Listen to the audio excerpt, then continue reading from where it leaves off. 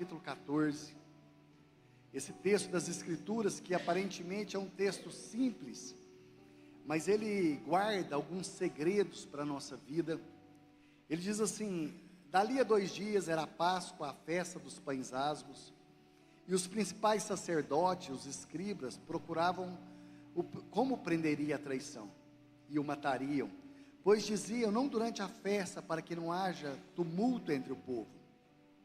Estando ele em Betânia, reclinado à mesa, na casa de Simão, o leproso, veio uma mulher trazendo um vaso de alabastro, com precioso perfume de nardo puro, e quebrando o alabastro, derramou bálsamo sobre a cabeça de Jesus. Indignaram-se alguns entre si, dizia: para que esse desperdício de bálsamo? Porque esse perfume poderia ser vendido por mais de 300 denários, e se daria aos pobres, e murmuravam contra ele. Mas Jesus disse: deixai, por que a molestai?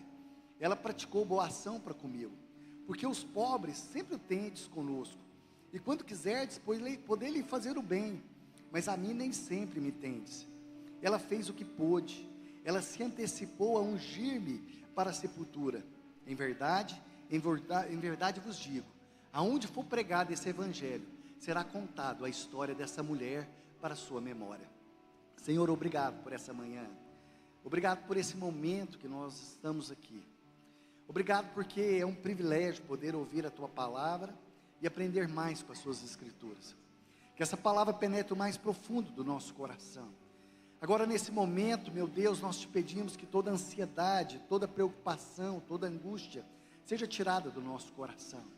Mas que a paz que excede todo entendimento penetre o mais profundo do nosso coração. Que toda angústia, que todos os medos, depressão, que nesse ambiente profético, meu Deus, quando a palavra for ministrada, seja liberado anjos ministradores sobre esse lugar, que anjos que trazem cura, restauração, que venha fazendo milagres aqui nesse lugar, que o Senhor esteja visitando os lares de cada família, que enquanto nós estamos aqui nesse lugar, nós te pedimos a liberação, meu Deus, profética, sobre as nossas casas, em nome de Jesus. Aleluia. Queridos, esse é um texto que nós conhecemos, que conta a história de uma mulher. E essa mulher, aqui ela chega num lugar, havia uma festa. E essa mulher, ela traz um vaso de alabastro com um perfume. Todas as economias dessa mulher estavam dentro daquele vaso. E eu não sei porque a Bíblia não conta, mas naquele momento, ela chega naquele lugar e ela rouba a cena. Porque naquele lugar eu posso afirmar que havia outros cheiros naquele lugar. Eu pelo menos espero, quando nós vamos receber alguém, eu acho que a primeira coisa que nós fazemos é arrumar a nossa casa, porque ali era uma festa, era um jantar especial. Talvez naquela casa tinha cheiro, de limpeza. Talvez hoje as pessoas gastam com vários produtos de limpeza. Se nós formos ao supermercado, você vê o carrinho dos irmãos, talvez mais da metade são produtos de limpeza, para roupa, para casa. Então havia vários cheiros ali naquele lugar, mas uma mulher, ela rouba a cena. Eu tenho certeza que naquela casa tinha cheiro de comida, porque era uma festa, era um jantar, então tinha cheiro de comida. As pessoas estavam preparadas para ir naquele lugar, provavelmente tinha cheiro de roupa, tinha cheiro de perfume. Então o que acontece naquele momento ali? Vários cheiros estavam exalando. Mas aquela mulher vem com um vaso de alabastro, e ela quebra aquele perfume, e quando ela quebra aquele perfume, o cheiro exala naquela casa. Eu não sei se vocês já quebraram um vidro de perfume na casa de vocês, e você sabe que aquilo fica, aquele cheiro fica impregnado. Eu estava contando, domingo passado, minha tia, quando nós éramos crianças, ela tinha uma penteadeira, e ali ela colocava os seus perfumes caros, seus perfumes, toque de amor, charisma, topázio, aqueles, uma gota, durava para o mês inteiro, vários perfumes ali, vamos lá gente, me ajuda, tinha topázio, charisma, toque de amor, o que mais? Esses perfumes, aquele roxinho também, que eu não lembro o nome agora. Então ela saía e falava assim, não mexa na minha penteadeira. Querido, se você falar isso para uma criança, é mesmo que falar o quê? É mesmo que amarrar cachorro com linguiça. Não é verdade? Nós ficávamos esperando ela sair. O que vocês acham que nós fazíamos? Mas tinha um especial que nós gostávamos mais. Hã? Que é o nome de perfume de crente, Nude. Qual que é o nome de perfume de crente? Toque de amor. Era o nosso predileto, né? Aquilo lá, queridos, grudava, que você tinha que tomar uns 10 banhos para sair. E ela saía, nós chegávamos lá, Tiliane, abríamos, mexia. E um dia, né, não, eu vou passar. O que acontece com o toque de amor? Ele caiu e quebrou. Queridos, nós tentamos limpar aquilo, mas você passava do outro lado da rua, você estava sentindo o cheiro. A hora que ela já chegou, que abriu a porta, ela falou assim: quem mexeu no meu perfume? Mas não era quem mexeu, é quem quebrou. Nós falamos assim: eu não vi, né? Você já viu? Você falar isso para criança, né? O Dom, estou lá com uma criança de 2 anos. O celular está lá, ele chega perto, ele sabe que não pode pegar. Ele já vai chegando perto, Tiliane. E a gente vai olhando para ele. Ele pega e faz assim, ó. Fala assim: não é para você mexer. Ele faz assim. Os pais, isso irrita, pais. Pais, isso irrita, Ana Clara. Eles desafiam, não desafia? Mas quando aquele perfume ele quebra, queridos, aquilo exalou naquela casa. E um cheiro maior chamou a atenção. E quando você chega numa casa, talvez quando você convide alguém, a primeira coisa que a pessoa presta atenção numa casa, pessoal, talvez você que sai correndo, varrendo o chão, não é. É o cheiro que aquela casa exala. E eu coloquei o título da palavra para nós meditarmos nessa manhã. Qual é a fragrância da sua casa, né? Perfumando a vida da minha família. Qual é o cheiro que a sua casa ela tem exalado nesses dias? Qual é a fragrância? É tão interessante porque quando aquela mulher ela quebra o vaso de alabastro e o perfume, aquele perfume não foi só para a vida dela, aquele perfume perfumou toda a família, perfumou toda a casa. Então toda a casa recebeu o cheiro daquela fragrância. E quando a nossa vida ela é perfumada, sabe o que acontece? O coração das pessoas que estão à nossa volta fica exposto. A Bíblia fala que um homem chamado Judas, ele diz assim: por que esse desperdício todo? Ele abriu o coração dele. Quando você ama a presença de Deus, a Bíblia fala que nós somos o bom perfume de Cristo. Nós exalamos o bom perfume de Cristo. Quando você vai em Coríntios, a Bíblia fala que nós somos o bom perfume de Cristo.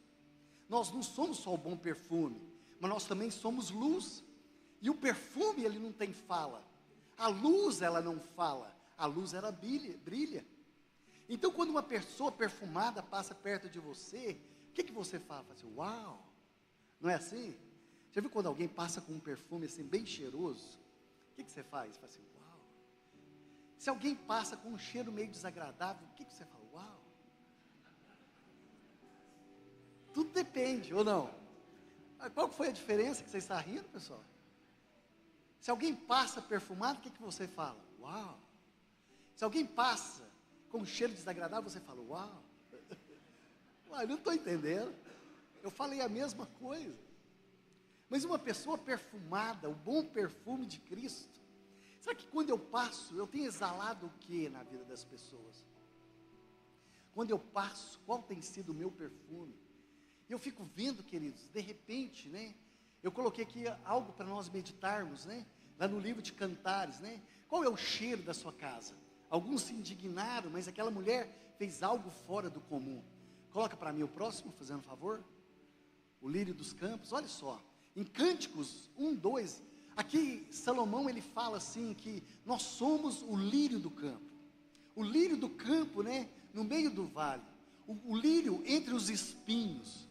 Até a Clarinha colocou para mim, né? Um lírio no meio dos espinhos. Fala que nós somos o lírio.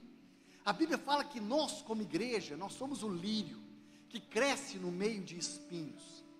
Queridos, nós temos visto o que tem acontecido, nós como igreja, nós como família, nós temos visto que nós temos enfrentado tantas lutas. Eu fico vendo essas crianças aqui, pessoal, é um desafio hoje criar filhos. Nesse mundo que nós não sabemos mais para onde está caminhando. Mas eu sei de uma coisa, o mundo pode estar aí perdido, mas Deus, Ele tem o controle de todas as coisas, amém? Existe um que está no trono e é soberano. Então a Bíblia fala que a igreja é o lírio dos campos. Jesus também é tido como o lírio dos campos. E nós crescemos no meio de espinhos, muitas lutas.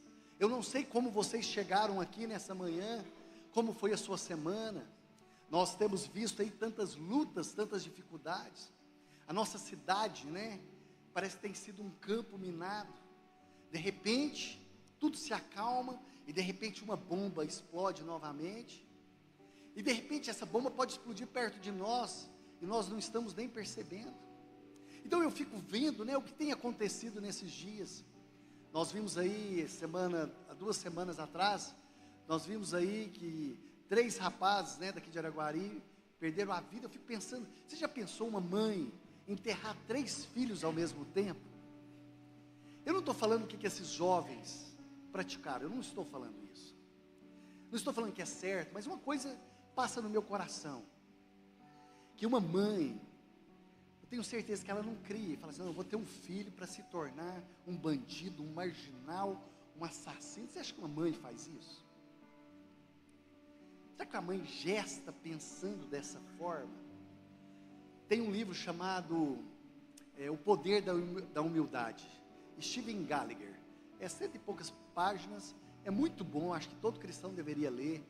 E nesse livro ele fala como que o poder da humildade transforma uma vida, mas fala também como que o orgulho pode transformar o coração das pessoas, como que uma pessoa que foi amada ali no leito, na gestação, pode se tornar um Hitler da vida. Você acha que a mãe de Hitler, quando estava gerando ele no ventre, falou assim, não, esse homem vai derramar mais de 6 milhões de litros de sangue? Vocês acham que foi assim? Eu creio que não, pessoal.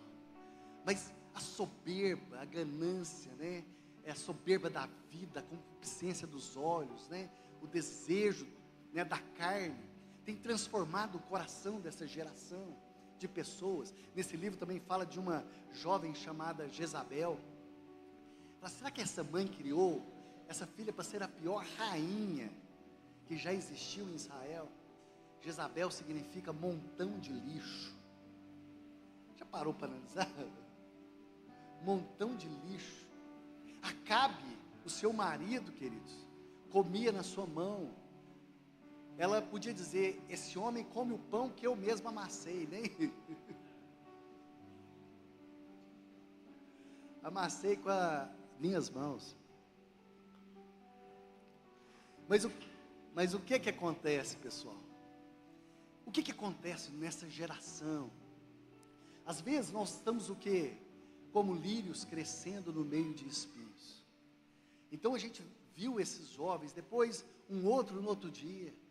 Sábado retrasado nós vimos, de sexta para sábado, uma jovem ser assassinada aqui no bairro São Sebastião. E sabe o que acontece? De repente de madrugada chega a notícia, era a filha do meu irmão. Então a gente olha e de repente os espinhos vão chegando mais perto. Essa semana, né, nós vimos algo aí que aconteceu, um outro confronto, uma outra jovem chamada Catarina, da Bahia, que veio morar aqui.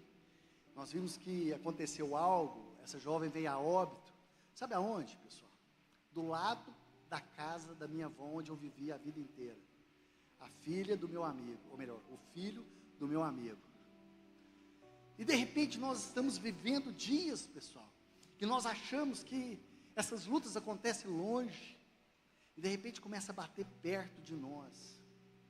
Mas o grande segredo não é como eu comporto, como eu reajo, mas é como eu me comporto mediante as lutas. Porque não é reação, é como você recebe. Como você recebe, você se comporta, você mostra o seu caráter, você mostra a sua fé. Então nós temos vivido dias de luta. Ontem eu estava falando para os jovens, né? Quem aqui é da geração que nasceu da década de 70, 80 para trás? Deixa eu ver, 70, 80 para trás, pessoal.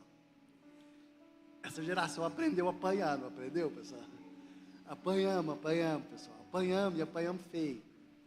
Mas nós somos daquele, né? Que apanhamos e continuamos de pé. Foi muita luta, né, Zezé? Mas estamos de pé, porque nós aprendemos a permanecer. Às vezes nós temos uma geração que tem sido essa geração Z, que tem sido uma geração, né? Infelizmente, tem sido fraca na fé. Eu falo que nós temos que aprender a continuar nessas batalhas. Mas a pergunta é, qual que é o cheiro, qual que é a fragrância? Eu fico vendo, eu acho que alguém já leu esse livro? Coloca para mim, Gustavo, aquele livro que eu pedi. Alguém já leu esse livro aqui, ó? Alguém já leu esse livro? Pessoal, eu fico vendo a nossa igreja, nós temos que ter o hábito de leitura, viu, pessoal? Não é um livro cristão, não, mas é muito interessante. Tem algumas coisas muito interessantes. O Plano B. Esse livro conta a história, né, de uma mulher que, 1º de maio de 2015, ela estava de férias, né, ali com o seu marido, no México, e Shirley Sandberg, ela estava lá tirando férias com o seu marido, tal, com a sua família. Ela era a segunda mulher mais importante do Facebook, uma das que comandava. O seu marido era o executivo de uma multinacional, tinha um casamento feliz, tinha sua família, os seus filhos, foram tirar férias, e aí um dia, ali, no dia 1º de maio de 2015, estão ali de férias, ela vai até a sala de ginástica, ela chega naquela sala, ela encontra o marido caído, aquele homem tropeçou, caiu na esteira e morreu. E ela dizia, né, o meu marido é o meu melhor amigo. E aí tudo começa a acontecer na vida dela. O mundo desaba diante dos olhos dela. Aquela mulher entra em desespero, em colapso. Ela fala, o mundo acabou para mim, não tem mais jeito. E essa mulher começa a ter crises dentro dela, tal. E ela desesperada, tendo que criar 2 crianças pequenas. Ela entra em desespero e tal. Então ela liga para o seu amigo, chamado Adam. Ele era terapeuta, psicólogo. E aí ela fala, olha, não tem mais jeito, tal. E conversando com o seu amigo, ele fala assim, deixa eu te falar uma coisa. Se o plano A não deu certo, vamos para o plano B. E aí isso deu uma virada de chave na vida dela. E ela passou durante 30 dias, ela resolve escrever uma carta, e ela diz assim na carta: as maiores tristezas que eu vivi esses 30 dias foram como se eu tivesse vivido 30 anos da minha vida, em apenas 30 dias. Toda a tristeza do mundo recaiu sobre mim, mas também nesses 30 dias eu me tornei a mulher mais sábia. E aí ela escreve esse livro chamado O Plano B, porque aquele amigo dela falou para ela, se o plano A agora não tem mais como, nós precisamos agora transformar o plano B, e você precisa agora cuidar dos seus filhos, e a história precisa mudar na sua vida. Então o plano A ficou apenas no imaginário, mas o plano B é real, e aí ela transforma a vida dela, e é isso, é onde ela dá o nome do livro que chama Plano B. Então tem pessoas que têm vivido de passado, preso no passado. Sabe, querido, nós podemos chorar pelo passado, né? Por coisas que nós perdemos, mas nós não podemos ficar presos neles. E aí nós podemos o quê? Às vezes tem pessoas que ficam presas naquele casamento que fracassou, na empresa que fracassou, naquilo que não conquistou. Mas nós podemos dar uma virada de chave na nossa vida. E nós podemos transformar, né? Todo lugar de espinho em lírios, e o nosso bom perfume de Cristo começar a exalar. Então eu coloquei aqui algumas coisas para nós meditarmos. Qual que é a fragrância da nossa casa? Aqui é tão interessante, queridos, né? Eu coloquei cheiro de desarmonia. Aqui conta a história. Eu vou só citar, porque não dá tempo de nós lermos. A história de Isaac. Isaac, ele tinha 2 filhos, um chamado Esaú e um chamava Jacó. E ele queria abençoar seu filho Esaú, mas ele estava cego já. E aí a mãe dele ouve isso, falou, não, ele vai abençoar o mais novo. Porque o pai tinha predileção pelo mais velho, que era Esaú, mais velhos assim, eles eram gêmeos, mas um nasceu primeiro. E ele queria abençoar Esaú, que era direito. E a mãe falou assim, não, ele vai abençoar Jacó, Porque Jacó era pacato, ajudava a mãe nos afazeres de casa. Agora Esaú não, Esaú era guerreiro, caçador.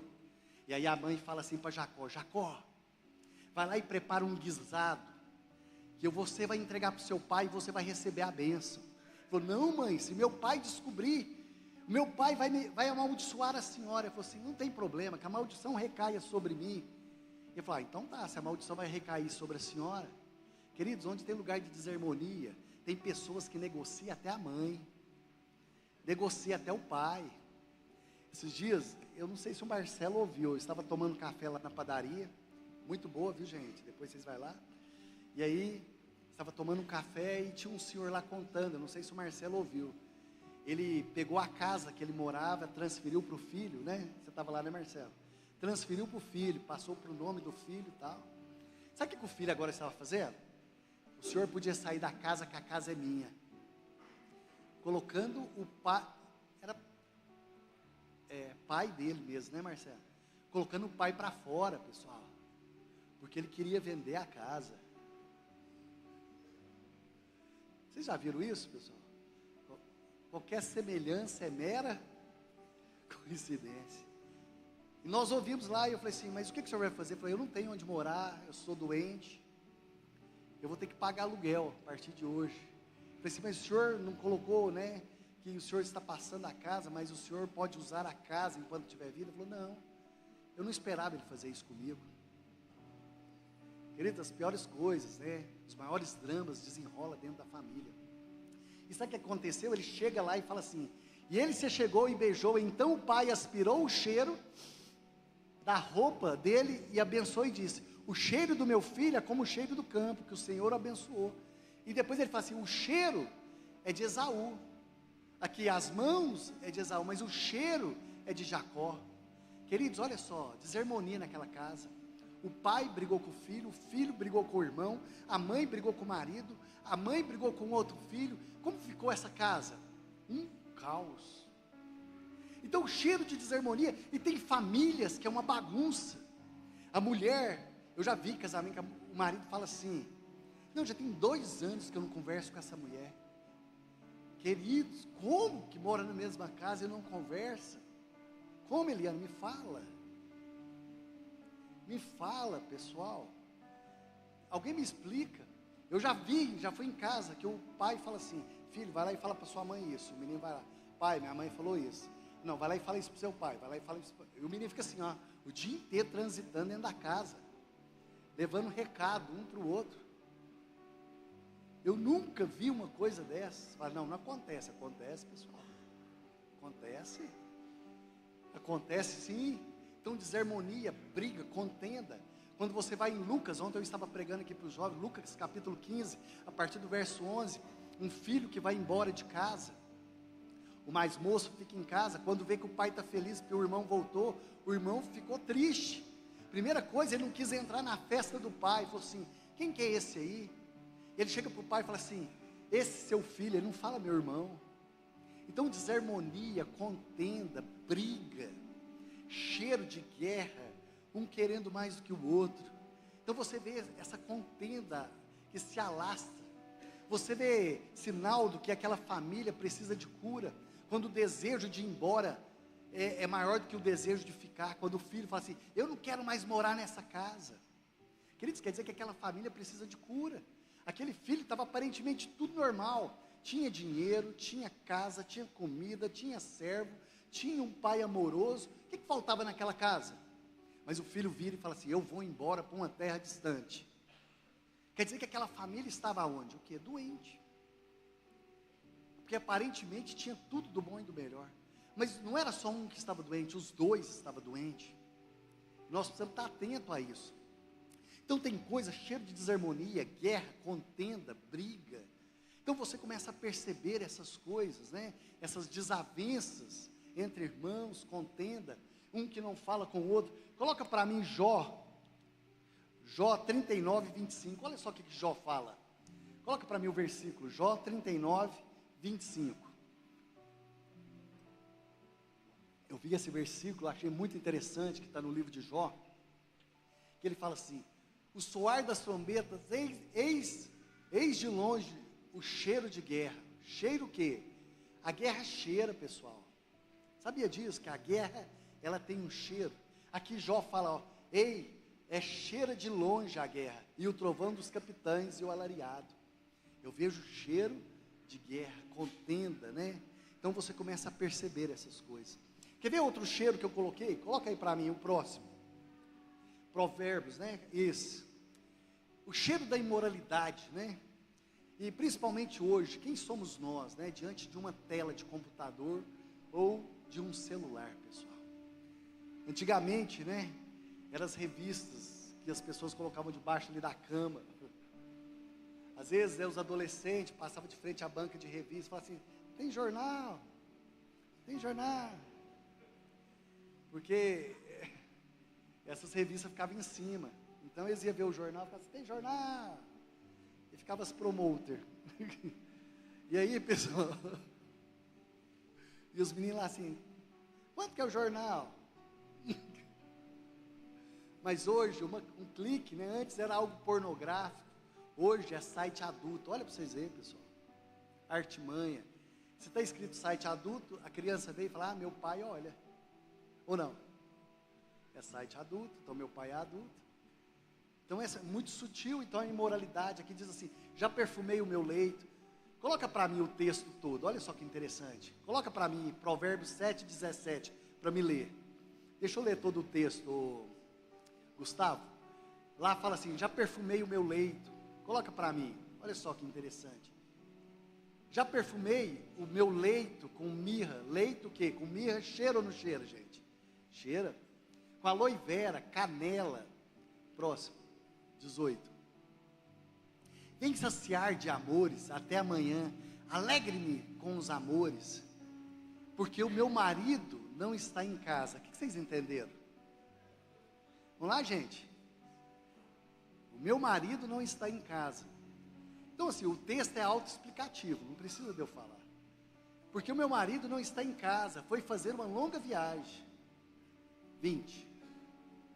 Levou na sua mão um saquetel de dinheiro, voltará para casa só no dia marcado, vai demorar muitos dias. Assim o seduziu com palavras muito suaves, e o persuadiu com lisonjas dos lábios. E ele logo a segue como boi, vai para onde? Para o matadouro. E como vai o insensato para o castigo das prisões. Olha só que escravidão, pessoal. Aqui então qual que é o cheiro? O cheiro da imoralidade. Eu trabalhei 10 anos no frigorífico. E no frigorífico tinha uma parte que chamava seringa. Eu fui lá apenas uma vez, pessoal. Era um lugar onde eles matavam ali o gado. E eles matavam com marreta.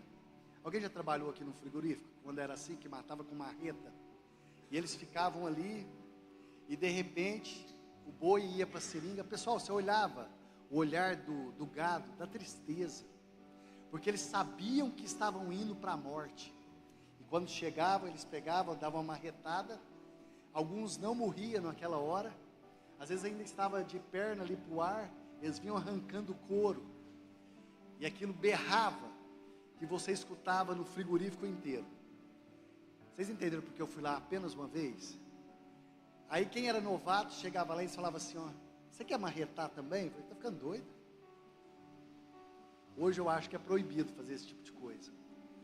Mas eu ficava olhando, e toda vez que eu vejo esse texto na Bíblia, eu lembro disso. Como é triste, né? Quando você vê alguém indo para a morte. Eu lembro um dia, tinha um jovem que estava lá na casa de recuperação, numa sexta-feira. Ele falou, eu vou sair, pastor, eu vou sair. E esse jovem eu preguei para ele, porque a mãe dele conseguiu meu telefone lá do Japão e pediu para me visitar o filho dela, que havia tentado contra a vida com alguns medicamentos. E esse jovem se recuperou tal, mas infelizmente ele se perdeu por algumas coisas. E naquele dia eu falei assim para ele, não sai daqui. E contei a história do frigorífico. Isso aqui fica parecendo um matadouro quando sai. Não sai daqui desse lugar. Sabe o que aconteceu, pessoal? Isso foi numa sexta-feira. No domingo, nós estávamos tomando um lanche. Chegou uma notícia que um jovem, na Praça Manuel Bonito, tinha levado algumas facadas. E ele caiu morto em frente ao Banco Itaú. Sabe quem era? Aquele jovem que eu tinha falado. Não sai desse lugar. E uma das coisas que nós precisamos entender são os sinais de Deus na nossa vida. Deus, Ele coloca alguns sinais, Deus coloca pessoas, Deus coloca circunstâncias, Deus coloca momentos da nossa vida, Deus coloca pessoas. E Deus, Ele vai enviando alguns sinais para nós entendermos o que Deus quer falar conosco. Então, coloca o próximo para mim, fazendo um favor, Gustavo. O cheiro da dor, aqui vem falando de Jó. O hálito é intolerante. A minha mulher, pelo meu mau cheiro. Jó, ele estava doente, pessoal. Ele fala, o cheiro que sai da minha boca é intolerável. Jó, ele foi atacado em 6 áreas da sua vida. Jó foi atacado na sua saúde. Jó foi atacado na sua alma. Jó, ele foi atacado no relacionamento com os filhos, porque os filhos morreram. Jó foi atacado ali no relacionamento com a sua mulher, porque sua mulher chega para Jó e fala, Jó, amaldiçoa o seu Deus e morre, Jó. Para que você ainda está servindo Deus? E Jó fala, Deus deu, Deus tirou, bendito seja o nome do Senhor. Então Jó foi atacado nos relacionamentos com os amigos de Jó chegam para ele e falam assim, provavelmente você cometeu alguma coisa. Jó foi roubado na área financeira, porque Jó era um homem rico, levaram os bois, levaram as cabras, levaram os camelos, então foi levado ali, né, os bois ali, as cabras, foi levado os jumentos, jumentos fala de força, representa força, carga, então foi levado da vida de Jó, o boi fala de sacrifício, então não foi só roubado materialmente, mas foi roubado espiritualmente na vida de Jó. Jó não tinha como mais fazer sacrifício a Deus. Jó foi roubado em todas essas áreas. E ele falou que sai de mim é dor. Talvez você chegou aqui nessa manhã com a dor. Talvez a dor da perda. Talvez de ser traído. Talvez da traição, pessoal. Talvez a pior coisa que existe é ser traído. A dor da traição, de pessoas que você confiava. Talvez aquela dor, a dor da perda. Talvez as pessoas olham para você e vê o sinal da dor. Mas será que não é hora de deixarmos o plano A e colocar em prática o plano B? Aquilo que Deus quer fazer na nossa vida. Será que não é hora de nós mudarmos? Aquele homem era dor pura, mas o Senhor começou a mudar a história de Jó. Talvez o final da história dele não era um homem mais que estava saindo um hálito que fedia, mas saiu o bom perfume de Cristo da vida desse homem. Outra coisa que eu coloquei, a casa de Jó cheirava dessa forma. Agora coloca para mim o quarto, para nós meditarmos. Eu acho que é Lázaro, né? Aqui Lázaro já havia morrido, e aí já fazia 4 dias. As suas irmãs mandam um recado para Jesus, falou, olha, aquele a quem você ama está enfermo. Pessoal, quando você sabe que alguém que você ama muito está passando uma dificuldade, a gente larga tudo, não é verdade? A gente larga tudo e sai correndo. Ou não? Eliane, se você recebe uma notícia, aconteceu algo com a Luciana lá na clínica, o que você faz? Não dá nem tempo de pegar o carro, sai correndo, não é assim? Não é assim, gente? Porque a gente ama. E sai correndo, fala, ó, vai lá tal, não é assim que a gente faz? Mas a Bíblia fala que Jesus demorou 4 dias. E às vezes conviver com a demora, com a espera. E aí então acontece que Lázaro é morto, ele morre, ele sepulta. E quando Jesus está chegando, a sua irmã Maria vem correndo, Marta vem correndo, e fala assim, Senhor, se tu estivesses aqui, meu irmão não teria morrido. Ele fala, não, mas é para que a glória de Deus se manifeste na vida dele. É para que o poder do Senhor, por isso precisamos andar enquanto é luz. E ele continua, fala, onde colocou o morto? Ele vai a caminho do túmulo, e quando ele está chegando, Maria vem até os pés de Jesus, ela se prostra e fala, Senhor, se tu estivesses aqui, meu irmão não teria morrido. E a Bíblia fala, Jesus chorou. É tão interessante, depois você vê lá, que as duas falam a mesma coisa, mas com uma, Jesus argumenta, e com a outra, Jesus chora. Qual que é a diferença? Uma fala assim, Jesus, se tu estivesse aqui, meu irmão não teria morrido. E a outra fala assim, Jesus, se tu estivesse aqui, meu irmão não teria morrido. Porque uma, Jesus, ele argumenta, e a outra, Jesus chora. Agora não está na Bíblia, está em Acrescentares Eltim, capítulo 2, tá bom? Está em Ezeriastes. Eu creio que uma chegou para Jesus e falou: Jesus, eu te ordeno, em nome de Jesus. Se tudo, eu dou uma ordem, qualquer semelhança é mera coincidência, né? Eu te ordeno, né? Eu determino, né? Eu determino. Eu acho isso interessante, né? Eu determino. Às vezes eu vejo, você já viu isso, Lu? Eu determino. Eu olho e falo assim: uau, que ousadia, né? Eu determino. Eu determino que o Senhor cure, né? Eu determino, né? Naquela forte, né? Talvez Marta chegou: Senhor, se tu estivesses aqui, meu irmão não teria morrido. E Jesus conversa com ela. Mas a outra chega e fala assim: Jesus, se tu estivesses aqui, o meu irmão não teria morrido. Ela tocou o coração de Jesus. Você já viu quando uma criança ela pede alguma coisa, né? Eu gosto muito, né, de ilustrar isso com meu sobrinho, que eles era pequenininho. E aí meu sobrinho pequenininho, ele falava assim: Titi, me leva no camelô, que era o camelô. Eu falei assim: ó, o Titi não tem dinheiro. Ele falou: não, Titi, eu não vou pedir nada não. Eu falei assim: Tomás, o Titi não tem. Querido, você levar a criança num lugar que é cheio de brinquedo, não, Titi, não vou pedir nada não. Aí a Alice era menorzinha, falou: não, Titi, eu vou, e eu quero, eu vou pedir. Eu falei: não, Alice, não pode.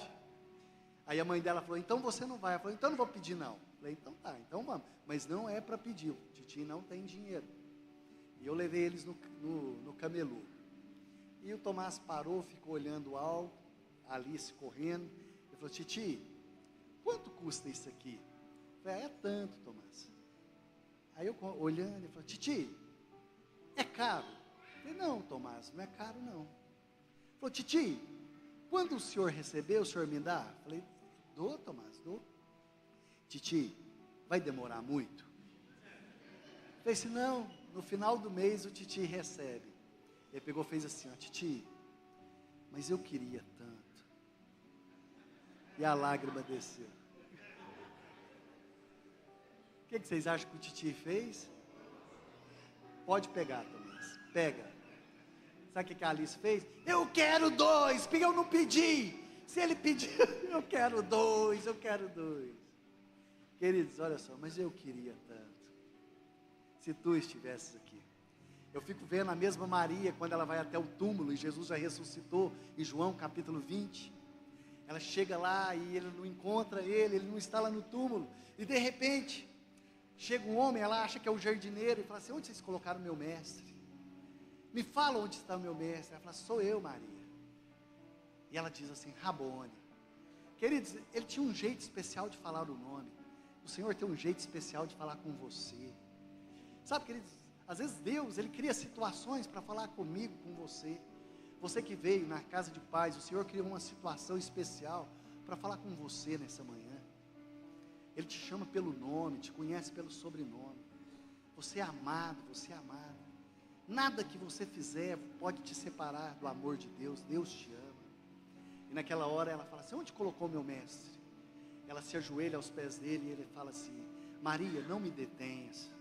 Você acha que aquela mulher podia segurar um Jesus ressuscitado, um Jesus que atravessa a parede, um Jesus que sobe na glória, um Deus ressuscitado? Você acha que Maria podia? Mas por que ela fala, por que ele fala para ela: Maria, não me detenhas? Sabe por quê? Onde tem um coração quebrantado, tem um Deus detido. E naquela hora ele fala: Maria, não me detenhas, eu preciso ir, Maria. Já viu quando você fala assim: não me deixa aqui não, né? Não deixa eu aqui não. Eu lembro um dia que nós vivemos uma situação assim bem inusitada. Eu, uma menina que frequentava aqui a igreja, a Nute e o Claudão. E nós tivemos que ir lá ajudar ela, né, que a mãe estava passando por uns problemas espirituais. E o pai estava lá também. E a hora que nós estávamos indo embora, vocês imaginam aquela situação, a mulher era pequenininha assim, pessoal, magrinha.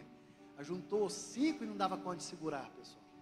Você sabe o que é 5, né, Nute? Era 5. O Claudão daquele tamanho, pessoal, desse tamanho, não conseguia segurar a perna da mulher. O marido, ele em cima dela aqui, ó. Eu cheguei aqui, eu passei uma semana sem mexer os braços, tanta dor, parecia que eu tinha feito academia. E aí, a hora que nós terminamos, aí Deus deu uma direção para a Nute. A Nute falou assim: vamos adorar a Deus, né? E aí Deus libertou aquela mulher. Mas o que mais chamou a atenção, né, Nute? Foi na hora que nós estávamos indo embora, o marido falou assim: "Você vai me deixar aqui sozinho?" Eu falei: "Uai." Ele queria entrar no carro e vir embora com a gente, né? No dia, eu falei: "Não, vocês vão me deixar aqui sozinho?" Eu falei: "Uai, quem casou com ela foi você, meu filho. Agora você cuida, vai que é sua, Tafarel, né?" E a filha também veio embora com a gente. O pessoal não quis ficar lá na casa, não. Foi eu, né? Eu falei assim: "Para onde eu irei?" Mas então, pessoal, qual que é o cheiro da nossa casa? E aqui, pessoal, para nós terminarmos, né? Para nós terminarmos essa manhã. Lúcia, me ajuda? O cheiro da avareza. Aqui fala que o Senhor mandava o maná e falou para aquele povo não segurar o maná, porque o maná, se você deixasse para um dia para o outro, ele iria feder. Então tem pessoas que é muito avarento, pessoal.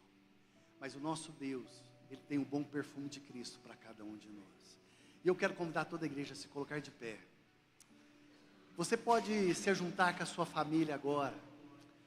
Você pode se juntar, você que está sozinho, sozinha. Sabe, vamos orar nessa manhã, você que está em casa. Sabe, vamos estar orando agora, colocando a nossa vida diante do Senhor. Sabe, que o bom perfume de Cristo esteja sobre a nossa casa. Talvez você tenha enfrentado lutas, dificuldades na sua família. O Senhor é Deus de escape. O Senhor te dá escape, o Senhor te dá livramento. O Senhor é que te fortalece. Sabe, queridos, você vai viver o melhor do Senhor nesses dias. Você vai viver o melhor do Senhor nesses dias. Senhor, aqui nessa manhã,